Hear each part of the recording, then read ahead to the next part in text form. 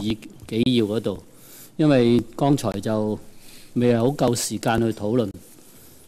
第22段呢，剛才局長就攞咗出嚟，即係講話，李卓人同主席都有咁嘅説法喎。咁我又讀下後半段呢，就譚耀宗議員認為，與高額高齡津貼的安排類似，在新計劃下，70歲或以上長者應無需通過資產入息審查，而新計劃所定的入息和資產門檻應較普通高齡津貼的寬鬆。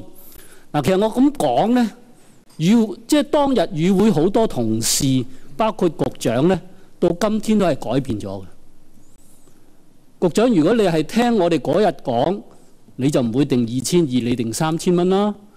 你就唔會定話嗰個月嘅月頭計算而去到7月1號啦。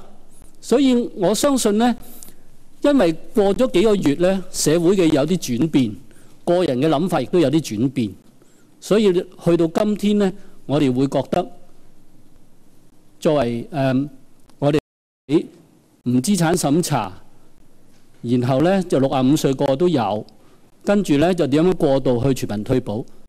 呢個我哋睇得到。剛才陳家樂議員提到理工大學嗰個研究係7月尾8月攞出嚟，我哋7月中開完會，其實有好多嘢轉變晒。咁所以如果喺會議紀要嗰度斤斤計較呢，其實唔係幫緊件事。剛才局長就冇答到我呢，點解2200蚊？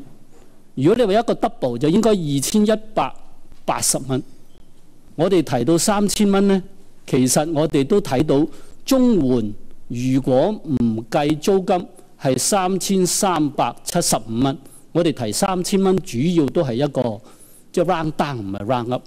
咁我希望咧，局長可以話一話俾我哋聽咧，2200蚊嘅嗰個原則同埋理由，其實等大家都知道點解唔係2180，點解唔係2500，點解唔係3000，甚至乎多啲？呢個係好重要嘅。如果唔係咧，你下次政府去推另外一啲嘢嘅時候，又係個人意願去噏啲數字，呢個好危險啊！多謝主席。局長，呢個答案就喺文件第4段都交代咗㗎啦，就係話行政長官喺個政綱入邊承諾咧，為有需要嘅長者經簡單嘅入息及資產申報後，提供約雙倍括弧2200括弧嘅津貼。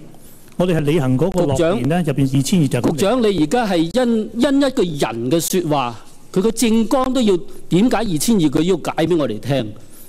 你幫特首去解俾我哋聽咁解啫嘛？你解唔解到啊？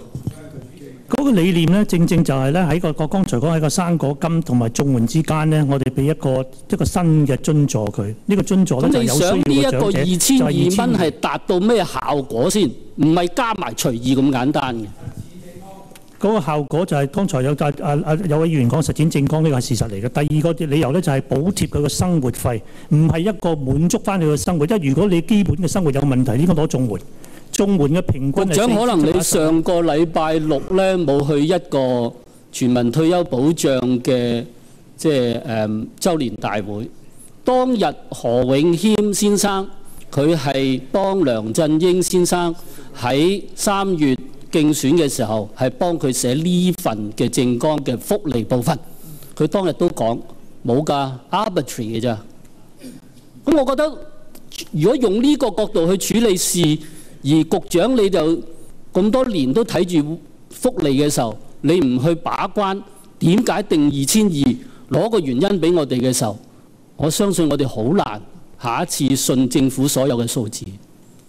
局長仲有冇回覆？我想補充呢個2200咧，唔係一成不變，我哋跟翻住個社援部嗰個指數。咁你都有個基數，我唔係講明天，我係講今天你提出2200蚊呢個數啊嘛。個基數就係大約係雙倍生果金咯。仲有冇問題啊？冇啊嘛。主席，即係你令到我咧，我好想去理性啲去同討論嘅時候咧，有啲咁嘅答案，我真係非理性，唯有笑一笑啦。多謝。梁耀忠議員。